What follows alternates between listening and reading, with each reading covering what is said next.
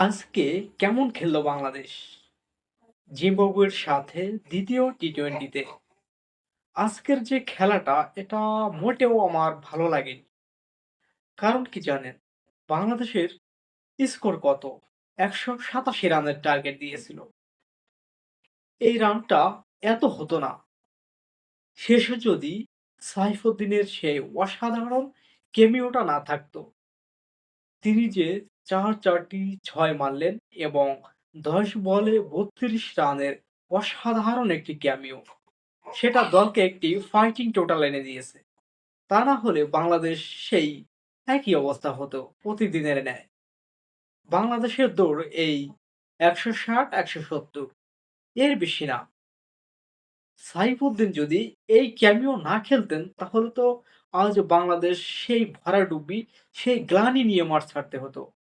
রীতিমতো সিরিজ হেরে যেত। আমাদের যে ইনফর্ম ব্যাটাররা তারা কি করেন?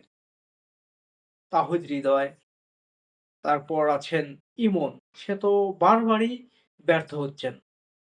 জিম্বাবুয়ের সাথে তাদের এই করুণ পরিণতি তাহলে অন্যান্য বিশ্বের যে বাঘা, বাঘা নামকরা দলগুলো রয়েছে তাদের সাথে কি করবে? সব মিলিয়ে আজকের খেলাটা একরকম ভাগ্য বলা চলে। ভাগ্যে ছিল তাই ম্যাচটা উইন করেছে বাংলাদেশ। সাইফুদ্দিনের শেষের যে অল্প বলে বেশ কিছু রান সংগ্রহ। সেই সাথে ইয়াসিরের ছোট একটি ক্যামিও যা বাংলাদেশকে একটা ফাইটিং টোটাল এনে দিয়েছে। এই রান জিম্বাবুয়ে প্রায় চেস করে ফেলেছিল। এই রানের এই অবস্থা আর যদি বাংলাদেশ চেস করতে নামে তাহলে তো আরো ভয়ংকর অবস্থা। সেখানে তারা ১৪০ এর উপরে যেতেই পারে না। সব মিলিয়ে আজকের খেলাটা কেমন ছিল জানাবেন একটু।